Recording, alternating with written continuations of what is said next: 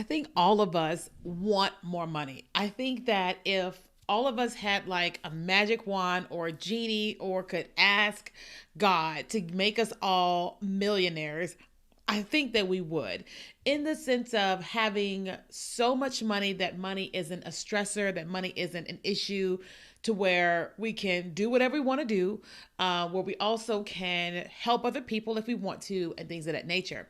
The challenge is that even though we all may want to have lots of money, um, we have to have this conversation about whether or not we can handle it, whether we are responsible enough to handle it, and how does God look at things. So I don't have 100% this answer, but today we are going to talk about, does God bless financial irresponsibility? So welcome back to another episode of the You, Me, and Jesus podcast, where it's you, it's me, and it's Jesus. And every single Sunday, we are here talking about God, my relationship with God, our relationship with God, and how to live this life here on earth. And so if you're here and you are watching this on YouTube, thank you so much for being here. It's fairly new to the YouTube channel. If you wouldn't mind, go ahead and subscribe to the channel. That way you're notified every single time we have a new episode. If you're listening to the podcast, thank you so much for listening. I would love to know how you are enjoying the show. Please write a review. I read all the reviews, and of course, it helps other people want to listen to the show. So today we're having a conversation about whether or not God blesses financial irresponsibility. And just as always, I'm always sharing with you from my perspective, my life, and things of that nature. I have not had God come to me specifically and tell me his thoughts on this, but this is also biblical. And so we're going to have a conversation about that. Now, the goal of this is I don't want you to feel guilty, maybe more so convicted, because if you feel convicted, then maybe you'll go down a certain journey, myself included. So let's talk about that. So when I think about financial irresponsibility, there are so many things to say about irresponsibility. That includes, buying everything on credit. That includes, maybe writing bad checks. It includes like just spending all your money like frivolously. It includes just not being a good steward of the money that you're being given, maybe not tithing. There's a lot of things that we could talk about when it comes to financial irresponsibility. And I have been guilty of all of them. That's the best way to say it. I have been guilty of all of them. Okay. And I am still on the journey because it just is what it is. And I just want to kind of share with you my life and, how I've been navigating this and how I am still navigating this and how I feel like you can do the same. So first things first, we're going to go to my favorite place, which I always call Dr. Google. And we're going to Google in, I'm looking for the, I can't remember the actual scripture, but it's like when God gives each person the different talents. Okay. So I love searching like phrases that people would search on Google and then see how it pops up. Okay. So God gives coins to, let's see, 3 people, 3 friends. There we go. Okay. There we go. What is the scripture? What's the scripture? Let's see. We all gonna find it together. Okay. So here's the deal. I was thinking the talents. I was thinking parables, but I wasn't thinking the parable of talents. So that's why I found myself saying, okay, simplify the words that where SEO will pick it up. And SEO did just that. So thank God for SEO. Okay, so generative AI, which I love, says in the Bible, Jesus tells the parable of the talents in Matthew 25:14-30. In the parable, a rich master gives his wealth to 3 servants before traveling. Hold on, it's not giving me all of it. Okay. He gives 5,000 gold coins to one servant, 2,000 to another, and 1,000 to the third. While the master is away, the 2 servants double the value of the coins, while the third buries the coin and earns no return on them. And then, of course, when Jesus comes back and the one that doesn't earn anything, he says, "Give your coins to the guy that had the most," or whatever. And so let's talk about that.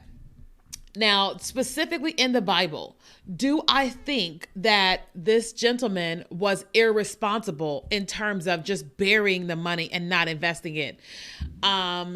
Yes, I do think so. And I think that one of the reasons why he or she was irresponsible because they didn't do anything with it because they were afraid, right? Because let's look at what he said about in the Bible. He said yeah. Because one person just buried his coin because he was afraid of losing it. Exactly. So he didn't do anything. So as a result, he didn't earn anything on the money because he was afraid. And so does God bless financial irresponsibility? No. He blessed the guy that he gave the most to because one, he doubled it. But I'm also like, there's a reason why he gave that amount to that person and then the 2,000 to the other person and then the 1,000 to another person. Because, he's all knowing. So, of course, he knew who would be more responsible and help make the most amount of money, So if that's in the Bible, how God is basically saying that everybody is blessed with a certain amount of money. Like all of us are. We have talents, gifts, talents. We have abilities. We can go to school. We can do all these different things. We can push and be resilient and just change our lives in the direction that God intended us to be, to have or whatever. But all of us are given this opportunity with here's what's in our hands. And we're like, what are we going to do with what we have? Now, I will say that some people have made way worse off situations than others. And so this is not me saying that if everybody should be doing is success. That's not what I'm saying here. Okay. So don't take it that way. But I am saying that God gives all of us a measure of something. And then he invites us into what we could be doing with that particular measure. Okay. So for example, for me, I was raised, my father is very creative, very entrepreneurial, right? And so obviously I have his DNA. My mom has those gifts as well, but she just went in kind of different direction, but still that is still within my DNA, the both of them. So what has happened is here I am with this DNA, with these ways of being, with this personality and all that. And here I am navigating my way through school, like trying to figure out who I am, where I want to go. And I'm given some opportunities, or I can go this way, I can do nothing, or I can go this way. And God gives us these moments, right? And so I remember, let's just say in college, that I got recruited into network marketing. And there was an opportunity where here is this opportunity being presented to me, brought to me, and I have this opportunity to go, either I'm going to not take it and stay working as a server at the restaurant I was at. I cannot take it and just focus on college and graduating college, or I can stay in college and I can go after this opportunity. It was an opportunity was being given. And the reason why I wasn't going in the direction of network marketing was because out of fear, because what I have heard. And it wasn't because I actually knew something or believed something. It was because what I had heard my whole life through my dad. And so I was being given this opportunity to go in a certain direction. Thank God that I felt, the restlessness, and I actually went in the direction of network marketing because it sent me on a different path. On a great path. Now, fast forward, what has happened is in that time, I started making way more money than I've ever made in my entire life. Way more money than I've ever made in my entire life. And as a result, I became very irresponsible. My car payment was not a whole lot. My rent was extremely minimal. All of my expenses were extremely, extremely minimal. But what happened is that I was just irresponsible. I was always buying new clothes, new shoes, traveling. I was just not responsible. I wasn't budgeting. I wasn't paying my rent. And it was so cheap. I wasn't making my car payment. And eventually I wasn't doing as well in my network marketing business. And so I ended up having my car repossessed. Just all this stuff ended up happening as a result of me being extremely irresponsible financially. And it is easy for me to blame God in those scenarios. But the truth is that if I was paying my rent on time, paying my car payment on time, and budgeting, I would not have been in those situations. Okay. Fast forward to where I what happened? I know I'm going through divorce and all that type of stuff, but I started making even more. So I started making probably like almost $200,000 a year, years later or what have you. And the same thing started to happen, right? I didn't have my car repossessed or whatever, or I did not pay my rent. But what started to happen was irresponsibility again, where I would pay my rent and pay my car payment, but I was still just buying all these different things to look good, feel good, or whatever, not budgeting, not being intentional with what I have and all those types of things. And so when I look at like, okay, God has been so kind. He has given me so many opportunities to earn and to do all this stuff. But here I am still not just being responsible. And, of course, I'm believing God for millions and millions and millions.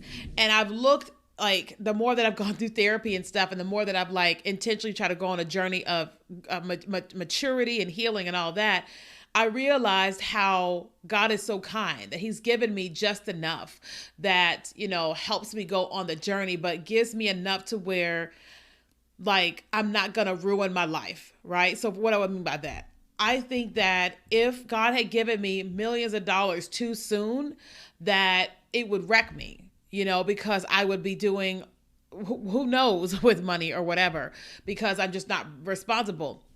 It reminds me of, friends of mine who had their family always had money. They had the greatest cars. They had all the greatest stuff. And they were just extremely irresponsible with their cars, with everything, because they didn't have to really take care of their cars and stuff, because they knew that their moms and dads are always going to bail them out and take care of them or what have you. And so I look at them and I say to myself, do I feel like, not just them, but us, but I look at the situations and I say, do I think that God will bless financial irresponsibility? I say yes and no. I say that he's a good father. He's going to always take care of us no matter what. And he's going to bless us and take care of it, period, But if God's intention, in my opinion, if his intention is this, I think that he is not going to give us this if we're operating at this level. I think he is like, hey, you're operating at this level. I'm going to have you here so that we can grow into that level, but I'm not just going to take you here so that it could wreck you. You know what I mean? I think that he's kind enough and loving enough to not do something like that would really hurt us. It reminds me of the father that buys their kid a brand new car.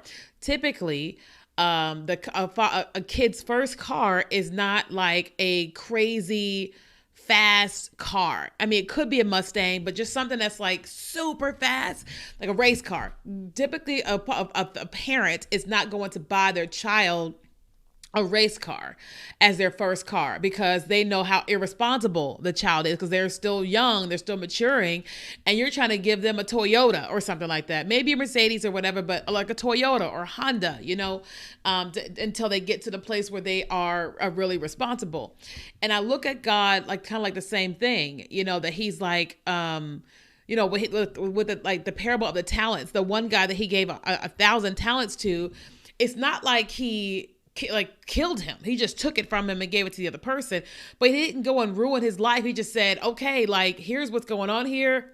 You don't know what you're doing. I'm gonna give it to somebody else, but it's not like that person's life was ruined or that they died like Judas did. It was like, okay, you're not responsible and we're starting wherever. We don't know the rest of the story as it pertains to that person. And so I look at us and I'm just like, I just really think that, he wants us to be responsible, and that he's giving us these opportunities to grow and mature, like me included. Like right now, I am preparing to move from San Diego, California, back to Houston, Texas. And I have someone in Houston looking for an apartment for me. And I told her what my max budget is. I told her what I'm paying right now for rent, and what I want my max budget to be when I'm in Houston, which is less. And I have had moments when I've been online and I'm just like, oh my God, that's a beautiful property. I can afford to pay that. I'm paying that right now in California. But I think the responsible thing is, if I said I want to be able to buy a home, I want to be able to do certain things, then I've got to bring my expenses down when I get to Houston. Now, it's already, cost of living is way lower in Houston than in San Diego anyway. So I'm automatically going to not pay as much money in expenses. And so I'm having to have this conversation with myself of being like, hey, even though some of these things are going to feel like you're going to want X, Y, and Z, like you have to remember the goal of why, one of the reasons why you're going back to Texas. You have to remember to not be so wide-eyed at what these things that you become irresponsible, like my car, I think it's 10 years old. I love my car. Not even 100,000 miles on it yet. It will when I move back to Houston, maybe, I don't know. And there's nothing wrong with my car. My car doesn't have any problems whatsoever. And there's the me that's like, oh my God, I want an electric car. I want a Tesla, da, da, da, da. But I'm like, I think the responsible thing is to just keep with my amazing car. My car is great. There's nothing wrong with my car whatsoever. And I should just stay with my amazing car until the time comes. The smart thing is to start saving money to buy a home, making sure that my credit is where it needs to be and all that type of stuff, and doing that and not going in the direction of more expenses or whatever. And I feel like God has me in this moment in time where I'm like, okay, like what am I going to choose? When I get down there for a visit next month, am I going to be so wowed by things, or am I going to be like, hey, so here's what we're going to do. You know what I'm saying? Like, here's what we're going to do to save money, and I'm going to live in a beautiful place but have lower expenses. I think he's given me an opportunity of being like, hey, I want to bless you even the more, but I want you to become even more responsible. Like I've had times when I've had $100,000 in the bank, and I've had times when I've had $100 in the bank.